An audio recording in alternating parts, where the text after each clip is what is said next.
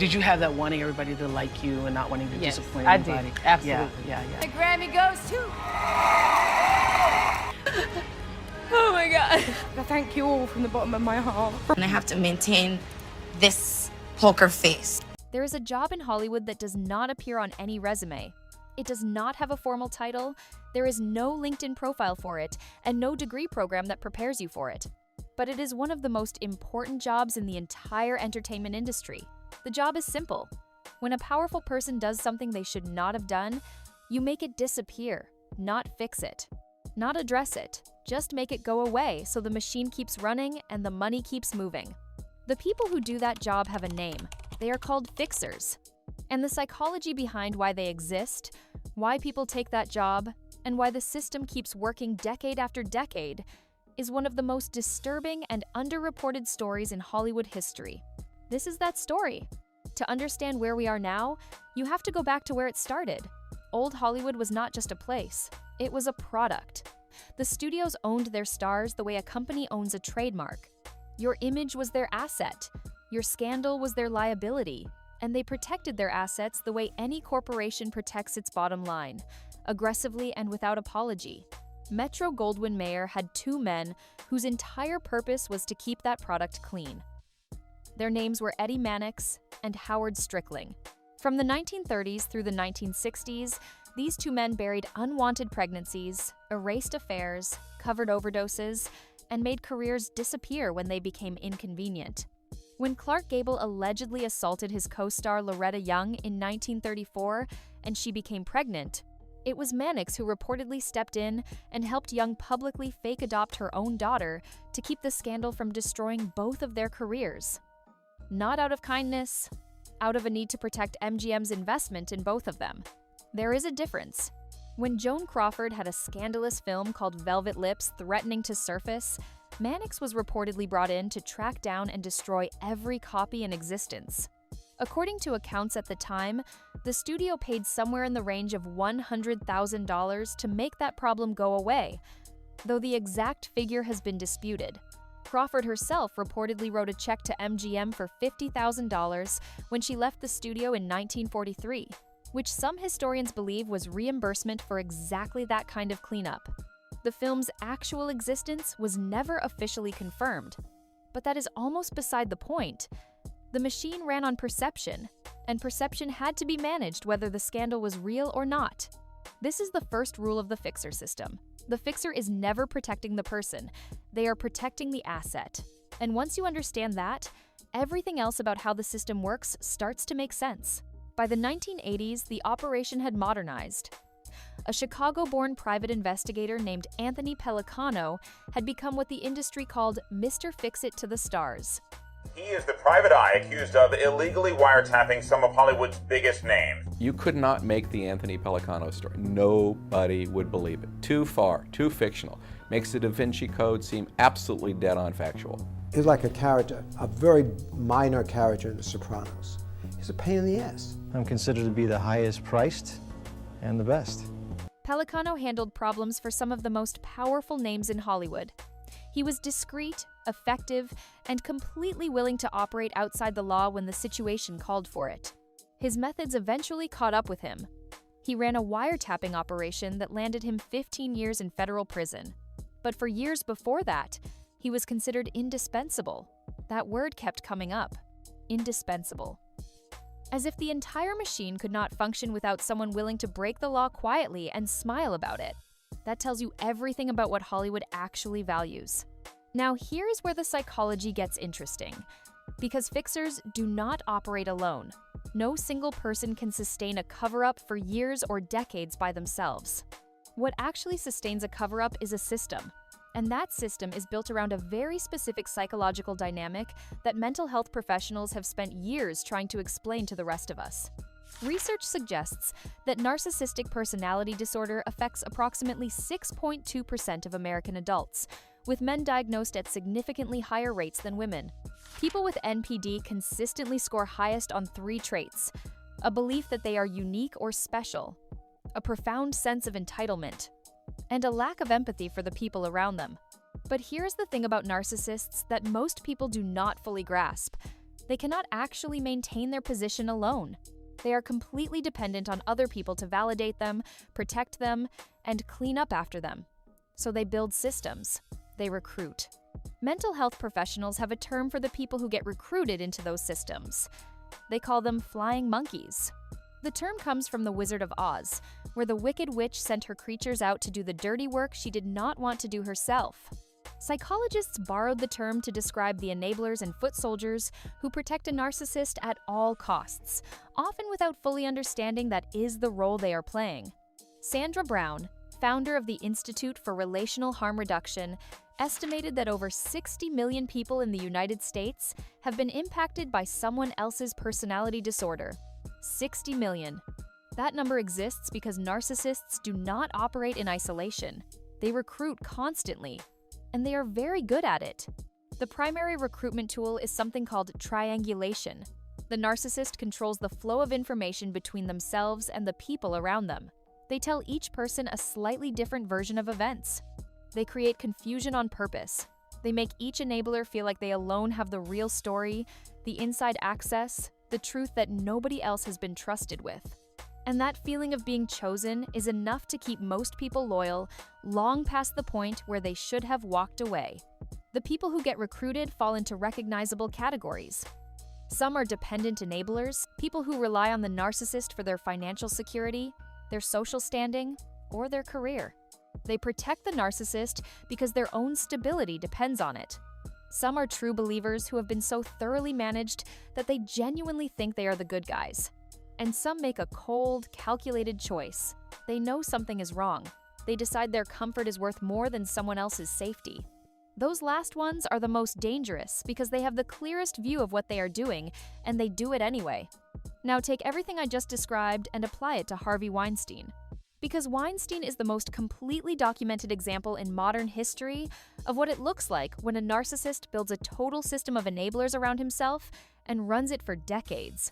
Weinstein spent at least 30 years allegedly assaulting and harassing women in the film industry. The New York Times and The New Yorker reported in October of 2017 that over 80 women in the industry eventually came forward with accusations spanning rape, sexual assault, and sexual abuse. For 30 years, almost none of it reached the public. The question is not whether Weinstein was doing what he was accused of doing. A jury eventually answered that. The question is how it stayed hidden for so long. And the answer is the army. Weinstein used non-disclosure agreements to legally bind his victims to silence. His legal team retained a private intelligence firm called Black Cube for $1.3 million, with the specific purpose of preventing journalists from publishing the truth. Black Cube was not a standard PR firm. It was founded by veterans of Israeli intelligence and described itself as a select group of elite intelligence operatives. The firm sent agents into the field, using fake identities to infiltrate survivor circles and monitor journalists covering the story. One operative named Stella Penpechenak posed as a women's rights advocate and secretly recorded conversations with actress Rose McGowan. Inside Hollywood, the picture was just as damning. According to reporting at the time, at least 8 agents at Creative Artists Agency were aware that Weinstein had sexually harassed or threatened female clients. They kept sending actresses to meet with him anyway. A former Miramax executive later reflected publicly that they were all complicit. All of them. Everyone who knew and said nothing. Everyone who kept doing business with him. Everyone who looked the other way. Because looking the other way was more profitable than looking directly at what was happening. Because what Weinstein built was not just a cover-up. It was an infrastructure. A full operational system with money, lawyers, intelligence contractors, and institutional allies all working in coordination to protect one man's ability to keep doing what he was doing. Weinstein was arrested in May of 2018. A jury convicted him in February of 2020 on 2 counts. He was sentenced to 23 years in prison. Then, in February of 2023, he received an additional 16 years for Los Angeles convictions. Then, in April of 2024, the New York Court of Appeals overturned the original conviction, citing what they called egregious errors by the trial judge. Then, in June of 2025, after a full retrial, a jury found him guilty again on 1 count of criminal sexual act. 3 decades of harm, Multiple trials, multiple sentences, multiple appeals. And the people who built and maintained the system that protected him for 30 years mostly walked away without ever being held accountable for their role in it. That is the part that should make you the most angry. And that anger should feel very familiar right now, because we have seen this exact story begin to play out again. And this time the ending is even messier. Sean Combs was arrested in September of 2024, tried in federal court in 2025, convicted, and is currently sitting in federal prison. That part is not in dispute. What makes his case a perfect illustration of how the system protects itself is everything that happened in between. Because Combs did not build a cover-up with outside spy agencies and private intelligence firms the way Weinstein did, he built it inside his own organization. And that in some ways made it even harder to see coming. According to the federal indictment, Combs used the employees and resources of his own business empire to carry out and conceal what prosecutors described as decades of abuse. Security staff, personal assistants, household employees, and senior executives were all allegedly part of the operation. Some were tasked with luring victims under the pretense of a romantic relationship. Others were assigned to book hotel rooms, stock them with supplies, arrange travel, and clean up afterward. When Combs got wind of a possible investigation, prosecutors alleged that associates reached out to women and pressured them to change their stories, using a combination of bribery and threats to keep the wall up. One name that kept appearing across multiple civil lawsuits was Christina Coram, Combs' chief of staff and, by his own description, his right hand for 8 years. At least 3 separate civil suits named Coram as someone who allegedly knew about the behavior, enabled it, and helped cover it up. A former senior executive assistant named Philip Pines alleged in his lawsuit that when he witnessed Combs physically assault a guest and reported it to Coram, she told him never to speak about it and warned him that there were repercussions that could happen if he did. The guest was later given gifts and a nice dinner to smooth things over. Pines also alleged that when he traveled with Combs, Coram put him in charge of a black Gucci bag that contained illicit drugs and sex toys. Another plaintiff alleged that when he told Coram he was uncomfortable with Combs' behavior toward him, she told him it was just Combs' way of showing that he likes you. That is the machinery, not a spy agency with a foreign intelligence pedigree, just people with job titles and LinkedIn profiles who decided that keeping their position was worth more than saying something. In 2023, Cassie Ventura filed a lawsuit against Combs, alleging years of coercion, abuse, and control. More than 30 additional people eventually filed civil suits. Federal investigators raided his properties in March of 2024. His trial began in May of 2025, with 34 witnesses testifying over 29 days. The 2016 hotel surveillance footage of Combs assaulting Ventura in a hallway was entered into evidence. Prosecutors called it a criminal operation built on power, violence, and fear. In July of 2025, the jury acquitted Combs of the most serious charges, including racketeering conspiracy and sex trafficking. They convicted him on 2 counts of transportation to engage in prostitution.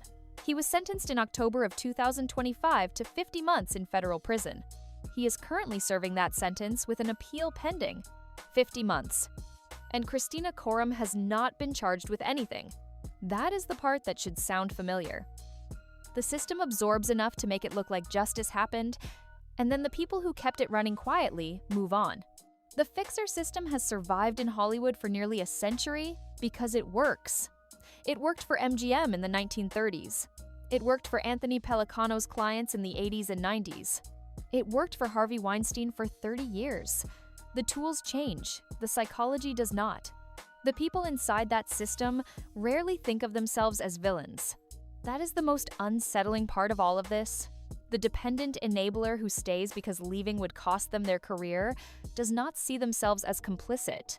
The true believer who has been triangulated into thinking their boss is the real victim does not see themselves as a flying monkey. And the cold calculator who makes the choice to look away tells themselves it is not their problem to solve. But it is always someone's problem. It is always the person left alone in a hotel room or bound by an NDA they signed under duress. or watching their credibility get dismantled by an intelligence operative who was paid $1.3 million to make sure nobody believed them. Hollywood has always had fixers. What it has never had enough of is people willing to refuse the job.